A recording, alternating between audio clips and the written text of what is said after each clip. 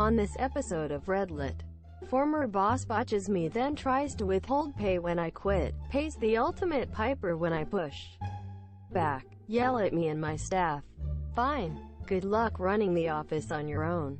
Former boss botches me, then tries to withhold pay when I quit, pays the ultimate piper when I push back. I consider myself a decent person and an above-average employee. I worked for a medical office directly under a doctor for almost 2 years and was consistently facing issues with him from the start. He was aloof, unhelpful, didn't want to train or help establish protocol, just wanted me to run everything and take the fall for anything that went wrong. He was married with children but flirted and slept with numerous patients and staff members. This isn't unheard of in this field, so I often just kept my nose down and tried to do my best at my job regardless of his after-hour activities. Problems started to arise more and more though, as he hired people based on looks and his attraction to them versus their qualifications to do the job. I tolerated a lot of bullshit, but the last straw was when he wanted me to do some somewhat illegal activities financially, and when I refused, the games began. I could sense that he was unhappy with my unwillingness to do whatever he wanted me to willy-nilly, but didn't think he was upset enough to justify punishing me or trying to get rid of me in any way. Then literally all hell broke loose after a minor procedure I had him do for me. We were in good standing, or so I thought, and I thought nothing of having him do it at the time. What sucked royally is that he botched my procedure and caused permanent damage. That wasn't even the worst part. The way he dealt with it was, instead of apologizing and offering to make it right, to which I'm pretty understanding and would have accepted, he denied anything was even wrong or had happened under his care. He went into total cover-ass mode and methodically started to try to get rid of me without firing me, as it would definitely be wrongful termination, and the tension was becoming unbearable more and more each day. I was hoping he would make it right and we could move on, but instead every day was full of scrutiny of my choices in work, and even a write-up for a minor offense that I had no prior warning about. I could see the writing on the wall and realized he was going to wash his hands of me as quickly as possible to preserve his precious reputation, which I could definitely disrupt now with his mistake with me. I noticed shortly after, while on a planned vacation, he was advertising for my job. I decided to quit then and there instead of be fired. I was trying to fix the botch prior to quitting and hoping he would help financially. Nope. Not gonna happen. Told him I was quitting, and since we were under very abnormal circumstances that I would not be offering my typical 2-week notice. He was pissed. He was late with my last paycheck, in which he sent a snide letter with telling me he was done with me and my care with him. This year I noticed that the check was short for 2 sick days I had taken after the botch. We are talking around $275, but it was still enough money that I felt rightly owed.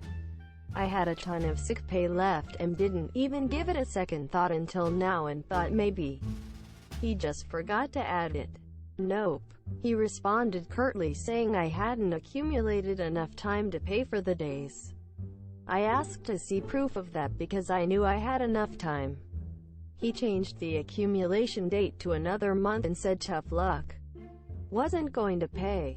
I told him blatantly that this was wrong and that I would have to report it to the labor board if he couldn't show me proof. He just bullied me back and insisted it is what he says it is, and again tough luck. He even said to quit contacting them about it or he would report me for harassment to law enforcement.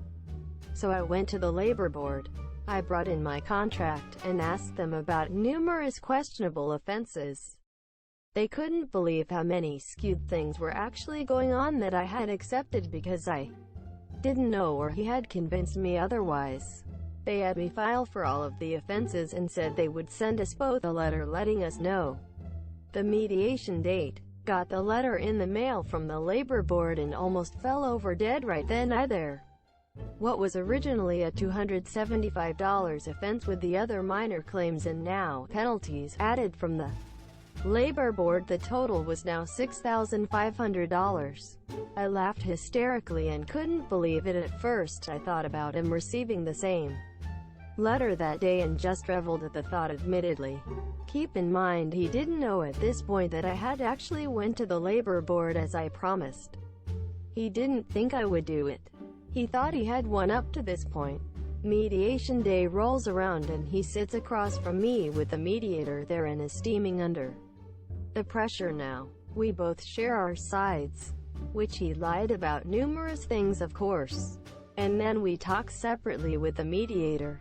She explains to me that my case may be hard to prove, being somewhat she said.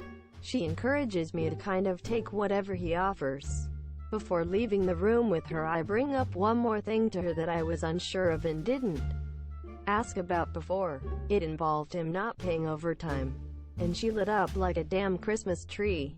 Bingo. With that type of offense and me being able to show verifiable proof, he would have to pay the penalty starting at $6,000 and whatever the judge added after that. She went and told him of this new claim, and he fumed out of the building saying I shouldn't be able to add anything at this point. Not the case at all, in that he needed to speak with his lawyer. I get a new claim in the mail with the added offense weeks later. The total is now $9,600. I die again laughing and just basking in the thought of him getting this new claim. There was no contact from him this whole time, but now suddenly there is an email sent to me in the sweetest tone I've ever heard him speak. He pleaded with me that he never meant to withhold anything from me and that he would like to settle all this peacefully outside of the court. Of course he would, I thought to myself. I forwarded the email to our mediator and told her that I did not want to respond and asked her to deal with him and let him know I wanted to continue the no contact he requested earlier. Weeks go by. We are creeping closer to a court date. Suddenly the offer rolls in $4,000 and he will settle. I was set on $5,000 because of all the hassle I had to go through up to this point. I tell the mediator to tell him nope. $6,000. Silence for another week or two, then the offer of $5,000 comes. That was my number, so I waited a couple days, just to shake him up a bit more, and the mediator let him know I'd accept it. I received the payoff within a week, and then I got to wash my hands of him in the end. He thought he could cheat me and bully me, as I'm sure he has gotten away with it in the past. I gave him a swift lesson that could have just cost him $275 to do the right thing. But now I'm going on a vacation to Hawaii and will sip a Mai Tai on his dime for trying to take back what I had rightfully earned and more. TL. Doctor. Had a boss that tried to bully me and withhold some of my last check after botching a procedure he did on me, causing me to quit. I stood up for myself and took him to court and won $5,000 for what could have been a $275 offense. For him originally. Yell at me and my staff. Fine. Good luck running the office on your own. I used to work in a small family-owned doctor's office. A couple of years in, they got a legal fight and experienced staff started leaving. Being young and dumb, I wanted to be loyal and ended up managing half of the doctor's office. The other half was managed by Brittany. She had a team of 3 that did the work of 6. The company got bought, and a new owner came in. He was like Danny DeVito in gold chains and a bad toupee. He was dumb and no one respected him. Monsieur, he screamed constantly about little things at anyone. He micromanaged and didn't bother to understand someone's job before telling them how to do it better. He tried to streamline processes without knowing how they worked.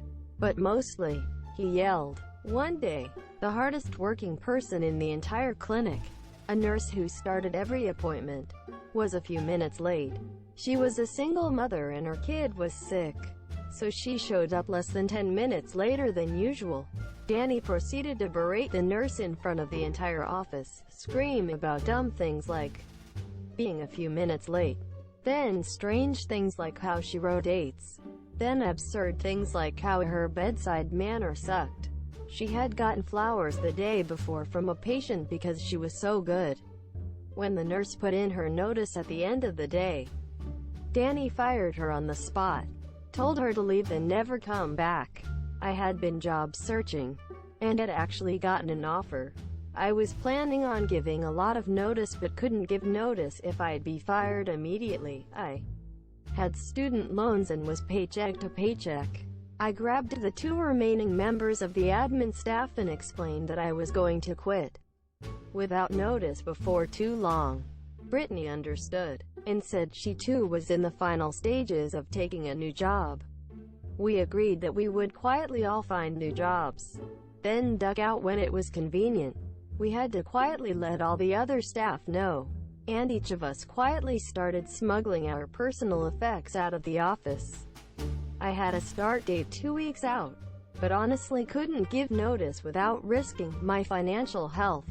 A week or so later, Danny started screaming about the color of tape I'd used to duct tape down a power cable months before. I had used orange and yellow to make it more visible, but Danny said that was unprofessional. I asked him how he'd like me to fix it. Greater than Danny: "Well, that's not my problem, monsieur, that's yours."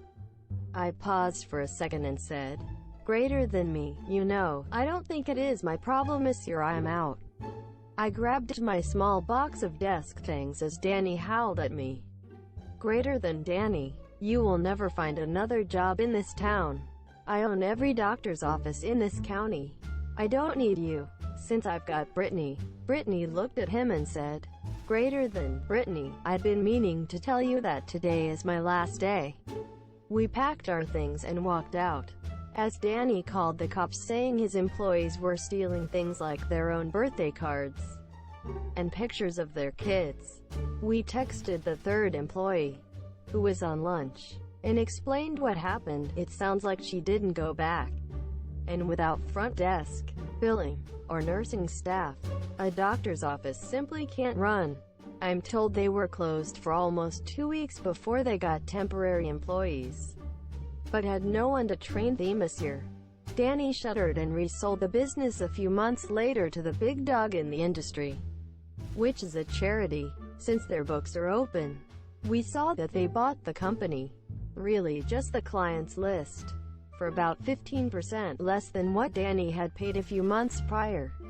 TL. Doctor. New owner tries to micromanage. Fires employee on the spot. Rest of staff fires him on the spot. He loses millions.